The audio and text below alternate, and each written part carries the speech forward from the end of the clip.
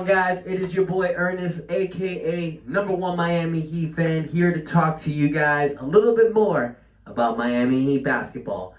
Before we move forward, guys, go ahead and show this page some love. Hit the like button, comment, let me know your thoughts, positive or negative. Share, most importantly, if you haven't subscribed yet, what you doing, man? Hit that subscribe button.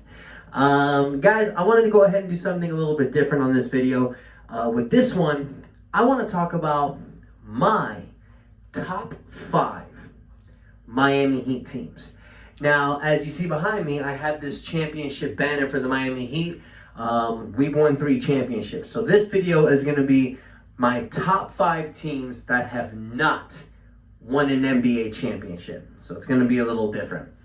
I'm going to give you guys my top 4 first, and then I'm going to let you know some honorable mentions, and then I'll give you my number 1. And I'd like to hear from you guys. What's your top 5 Miami Heat teams that have not won an NBA championship?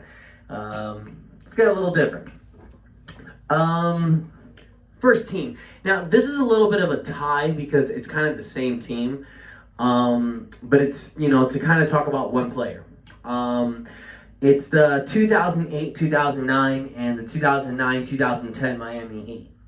That 2-year era after Shaquille O'Neal was traded from the Miami Heat and before we got LeBron. Those 2 seasons. I love that team. It was Dwayne Wade's coming out party those 2 years. It's when they were calling him MV3. He was having those incredible seasons, man. He was averaging like 27 points, 6 rebounds, 7 assists, like 2 steals, a block. He was dominating the NBA. He was a top 3 player next to Kobe and LeBron. That was right before he got LeBron, and he kind of had to, give the reins to LeBron. But, I love those teams, man. I was watching them every night, man. And it was nothing special. Those 2 years straight, they were 5th seed.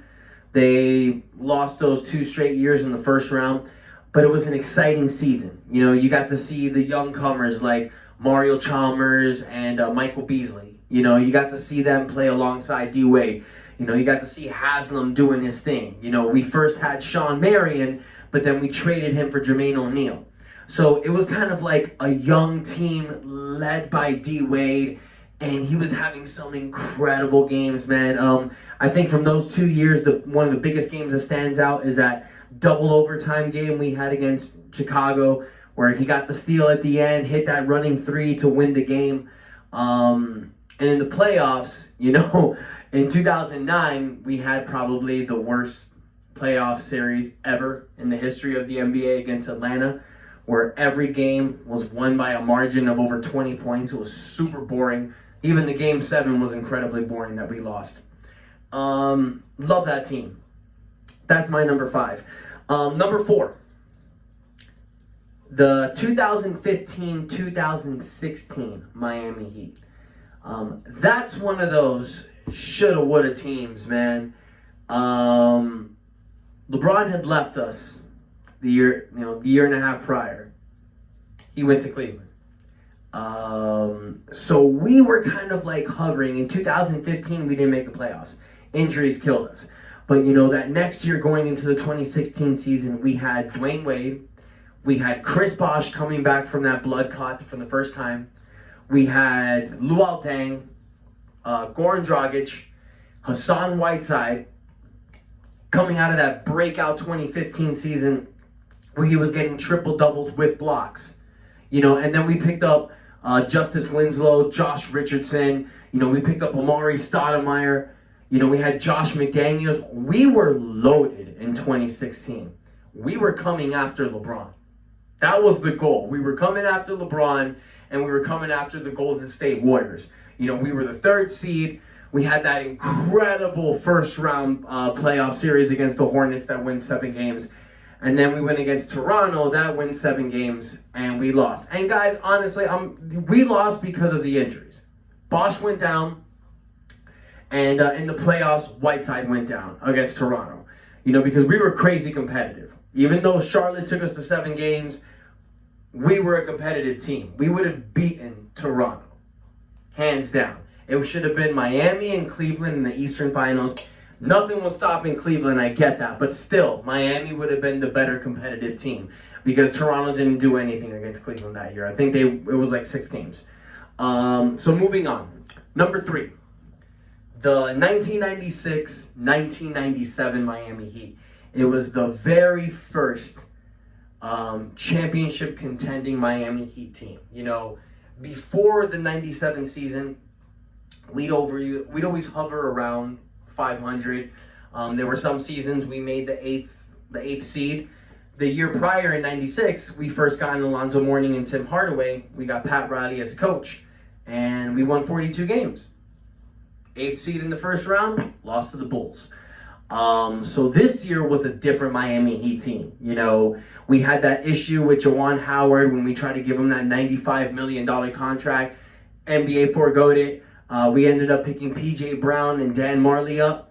And then midway of the season, we traded for Jamal Mashburn. So it was the first year we had that super gritty defensive team. You know, the toughest, meanest, nastiest, unselfish, you know, Miami Heat basketball that we gotten together. You love those guys. You know, it was incredible. It was nitty gritty team. You had Zoe and Tim Hardaway that were the stars. P.J. Brown, Jamal Mashburn, Thunder Dan Marley, and Bashawn Leonard. They were the role players, but any of these guys can give you 20 in any given night. Then you had your nitty gritty guys like Isaac Austin. You had Keith Askins, Willie Anderson, Gary Grant. You had John Crotty. All of these guys that are willing to do the little things. And that's what eventually became the culture. Playoffs was amazing. You know, we took Orlando to a 5-game series where Penny Hardaway was dominating after the Rodney Cycli injury. We were up 2-0, went 5 games. Second round, we go against the Knicks. We're down 3-1. But then after that fight between P.J. Brown and Charlie Ward, all those suspensions happened, doesn't matter. We came back, won the series. Then we met Chicago. So, yeah. We met the Chicago Bulls, Michael Jordan, Scottie Pippen, and Dennis Rodman. Need I say more? Number 2, I want to go with the 2004-2005 Miami Heat. Very, very exciting team. D-Wade's second season. Shaquille O'Neal, we just made the trade for him. We traded Brian Grant, Lamar Odom, Eddie Jones, and a future first-round pick. We pick up Shaquille O'Neal. Now, we go from this exciting team in 2004 that takes Indiana Pacers to 6 games. This exciting new team, we go immediately to a championship contender. And that was scary. Oh, man. The Miami Heat were looking great. We won 59 games. First seed in the Eastern Conference. Wade and Shaq's first year together was incredible. They were peanut butter and jelly, man. Then you had Eddie Jones, Damon Jones, Udonis Haslem, manning the role-playing situation. They got guys like Christian Laettner, Wesley Person, Michael Doliak. Then eventually they brought back the prodigal son. Alonzo Mourning comes back midway through the season from a buyout. And here we go. This team looks poised. They go 8-0 the first 2 rounds in the playoffs. Sweep both teams. Then they go against Detroit. We're looking good. Series is tied 2-2. Game 5, Miami Heat are dominant. They're winning by 20. Dwayne Wade goes down with a rib injury. Breaks everybody's heart in Miami. We lose Game 6 by 30 because Wade doesn't play. And then we lose the crushing Game 7 in Miami. Freaking Damon Jones. If you're a real Miami Heat fan, you know what I mean. Damon Jones giving up the ball with a minute left in the fourth quarter. Crazy times. Before I move to number 1, guys, I want to give some honorable mentions. First and foremost, one honorable mention is the 93-94 Miami Heat team. For those of you guys that haven't been watching Miami Heat that long, the 93-94 team, I feel it was like the first exciting Miami Heat team. You know, you had Glenn Rice, Ronnie Cycli, and Steve Smith. You know, they were the young cats coming up. They were all great players in their positions. Then you had Baby Jordan, Harold Miner, you know, the 2-time slam dunk champion. Well, at that time, he was a 1-time. He won the second one in 95. And then you had guys like Bimbo Coles, Grant Long. You know, it was a really nicely stacked team. They won 42 games, went to the first round. Nobody thought they could take Atlanta to the limit. They took them to 5 games, which back then was the pivotal game. There was only 5 games in the first round. Miami Heat actually won game 1. They were up 2-1 in the series. And, you know, they lost the next 2 games. But very exciting. Also, the 2018-2019 Miami Heat team. Dwayne Wade's last season, the farewell season. I think everybody can admit, you know, it's up there. The Heat didn't make the playoffs, but it was one of those inspirational years, beautiful seasons. You got to see those incredible video package videos. It was awesome. Another team, the 1999-2000 Miami Heat. I love that team because Alonzo Mourning was at his apex as a basketball player. You know, that year he won his 2nd consecutive Defensive Player of the Year award. Miami Heat was a top team after Michael Jordan retired, but that was our 3rd straight loss to the Knicks, and at that time the Knicks had our number emotionally, so it felt like we couldn't just get over that hump. So I didn't really feel like putting them in the top 5. And another honorable mention, you guys might kill me. I know I probably should have mentioned the team twice in my top 5, but the 2014 Miami Heat, the last season we had the big 3 with LeBron, Bosh, and Wade. I felt like that year was a weird year. You know, we had won 2 straight championships. There was a lot of things going on with the team. A lot of chemistry was being broken. A lot of the guys like Chris Bosh was saying, like, it feels like a job throughout this season. It didn't feel like fun the way it looked like before. So those are my honorable mentions. And the number 1 team of my top 5 Miami Heat teams that have not won an NBA championship is the 2010-2011 Miami Heat team. The first year of the Big 3 era, which was a fantastic year because if you guys know me, I am a pro wrestler and I love bad guys, heels. And that year, the Miami Heat was incredible heels. Everywhere they go, people will boo them, but we love them here in Miami. That team was incredible. You know, they started a little bit shaky, but after that game in Cleveland where LeBron torched them in 3 quarters, we finally got to it. You know, the team looked great.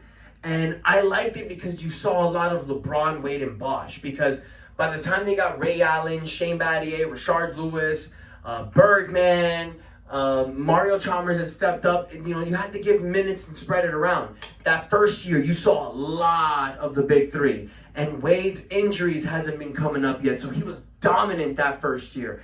You saw a lot of these beautiful plays. This shot right here was in the first season against the Bucks. You know, I love that season. It was exciting. It was incredible. It was fun. Every game was like showtime. You couldn't miss a game if you were a Miami Heat fan because you were going to miss something incredible. I remember Dwayne Wade caught a rebound and just chucked it from one end of the court to the other and alley-ooped it to LeBron. You know, that was the year where they were all wanted to prove something, break it out. I love that. You know, unfortunately, they didn't win the championship. They went to the finals. We were up 2-1 against Dallas, and then we just dropped it. You know, I'm not going to point blame. You know, it's a team effort. Dwayne Wade did his thing, though. He would have won the NBA Finals MVP had we won. But that's where everybody was attacking LeBron because he was choking in the fourth quarter. But besides that, the entire season was incredible. You know, that series against Boston. Because the storyline was Wade and LeBron couldn't get over that hump against Boston. And Miami beat them. And it looked like they won the championship, which probably got them. But then that series against Chicago, especially game 1, when Miami was down by like 8 or 9 points with 3 minutes left, and LeBron and Wade were hurling these threes to win the game and took over the series. It's games like that that you remember.